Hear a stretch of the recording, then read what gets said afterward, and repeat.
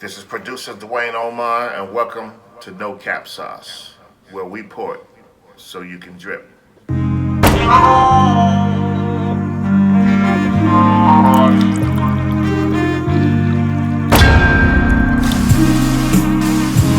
No cap sauce.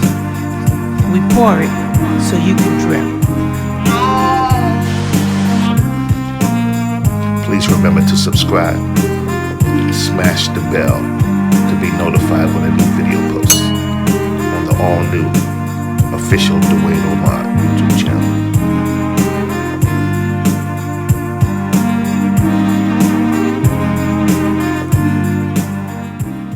This is producer Dwayne Omar.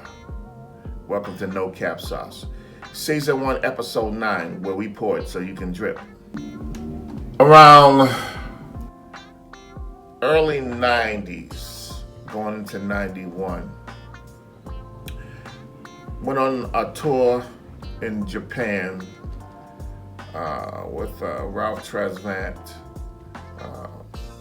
Johnny Gill was over there, Jasmine Guy, Keith Sweat. And we toured Tokyo, Yokohama, and Kobe.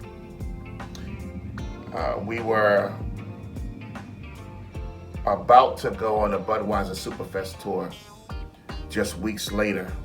So we went to Japan for about 10 days to 14 days to work the show out overseas before we come back with a more extensive tour, which is we had Byron Allen, billionaire mogul Byron Allen. We had Keith Sweat, Frankie Beverly and Mays, Rob Bass, Whitney Houston did a few dates, Bobby Brown did a few dates, Babyface did a few dates, and LL Cool J was on the show. There were a couple of sub-in and sub-out acts like Special Generation and High Five, but they were later released from the tour because since it was backed by Budweiser and they were all minors, they were released from the tour. But it was exciting, and when I was in Tokyo, most of my extracurricular activity dealt with doing production. I traveled with a rig so I could do production in my hotel room. Now they call them workstations, but I would do it in the hotel in the mornings and sometimes in the afternoons after sound check, and then be in the lobby for call time so we can go over to the venue and do what we got to do. And then many times after the gig, I do the same thing, go back to my hotel room and go back to my workstation. And at the time, I think it consisted of maybe like a laptop and a few apps and a firewall and some mini speakers. And I would go back and I would put together pre-production so it can be dropped later to Ampex 2-inch tape, 456, 996, depending on where I was and who it was for. And that was kind of like my routine. So while we're in Japan, word was out that Ralph and I was working on his solo project, and I had done the Suave project and some other projects with Cornell Brown, and that was making a lot of noise. So I was approached by Keith Sweats. At the time, it was his road manager. I think his name was like Lonnie or something like that. I was approached, and he said, there are some businessmen over here who have a group that they're backing called the Japanese Soul Brothers. And they're looking for a producer. And they wanted to know, what would you charge to stay back when the tour leaves and work with this group. And so I considered it, to be honest with you, I wasn't too keen staying in another country after all the safeguards left, because when Brooke Payne handles business, he usually does it to the fullest. So Brooke had arranged for the promoter there, whose name was Yuji Fukushima, I still remember the name, to make sure that our rooms were straight, our travel was straight, our ground transportation was straight, the rider was all good. So if I stayed back, I'd be on my own. So I had to take that into consideration.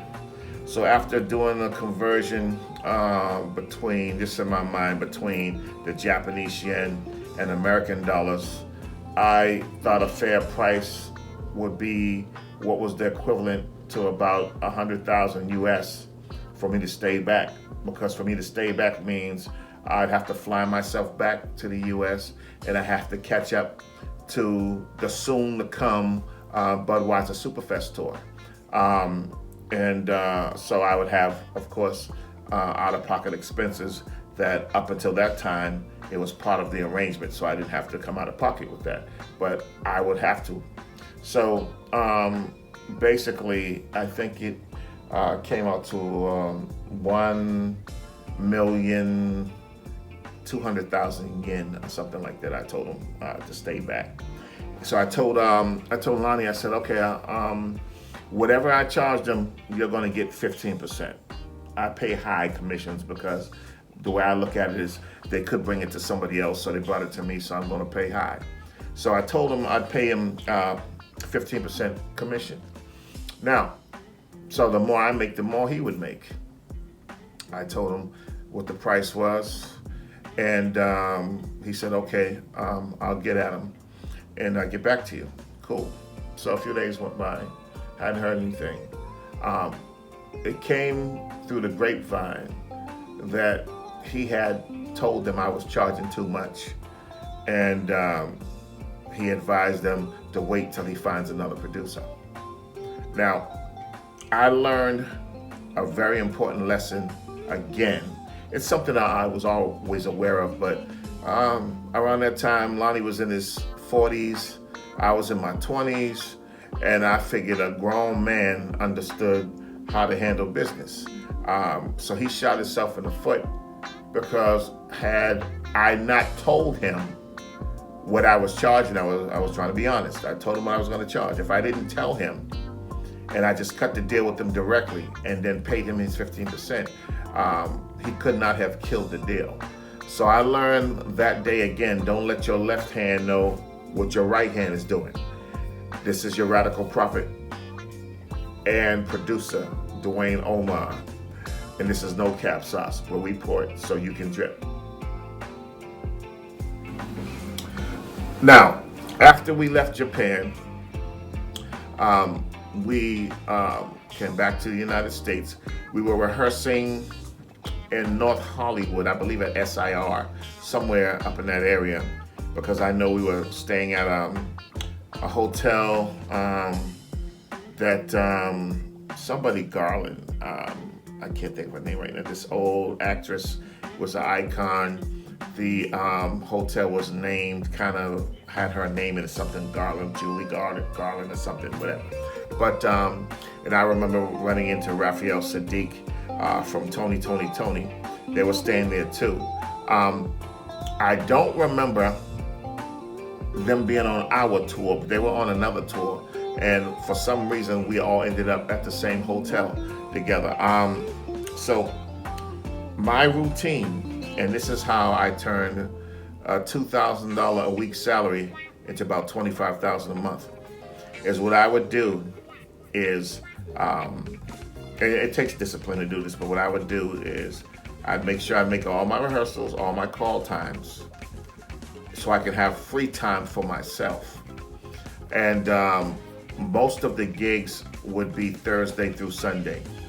So the other days, either it would be assigned for us to be on the tour bus on the way to the next city, or we would stay if we had days off like one of my favorite places to dock was Panama City, Florida, when we were on the East Coast, because that's the first place I ever learned to jet ski. I remember looking out my window one time, and I believe I seen Ralph and his ex Shelly fly by my window on a parasail. I'm pretty sure that was him I seen. And I said to myself, he can do it, I'll do it. So ended up getting on a wave runner, and for at least 2 or 3 years consecutive after that, every summer I would go to Panama Beach, Florida, just so I can ride those. And of course, you can do that in New England too, further north, but I just like Panama Beach, Florida. Shout out to Bobby Hill, I seen you on one of them things. So anyway, my routine was this. I was making probably about $1,500 a week as the music director, and then another $500 for per diem, for food and that type of thing. And what I would do is send money back to the bank in the US, so that way I didn't burn up money on the road. For the first couple of weeks, I'm not gonna lie, every town we got to, I grabbed me some kind of souvenir. But then after I started looking at the numbers, I said, wait a minute. Because what I was doing is my supplementary income came from producing.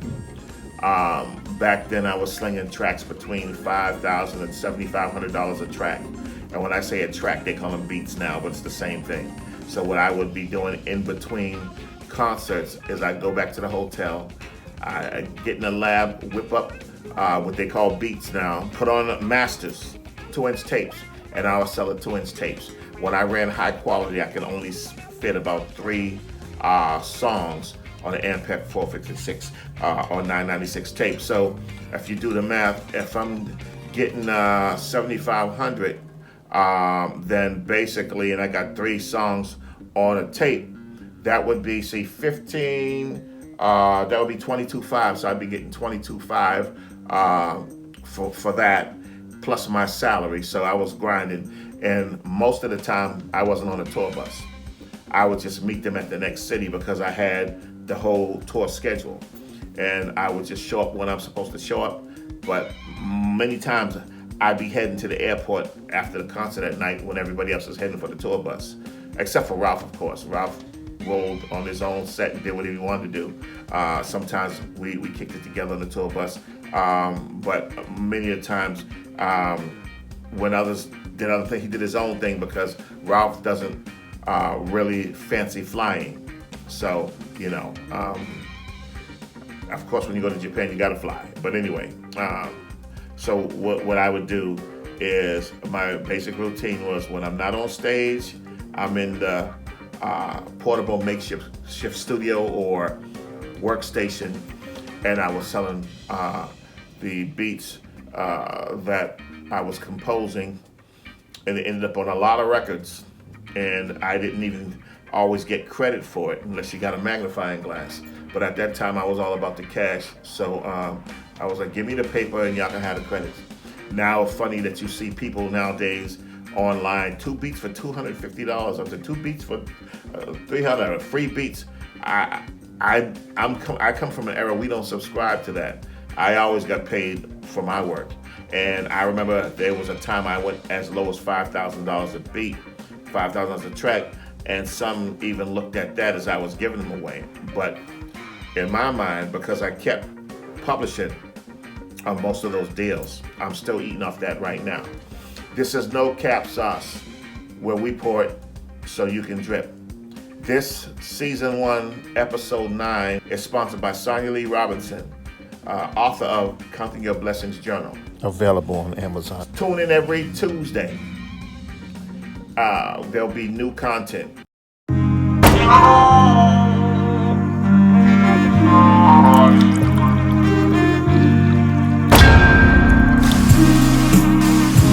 No cap sauce. We pour it so you can drip. Please remember to subscribe. Smash the bell to be notified when a new video posts on the all-new official Dwayne Omar YouTube channel.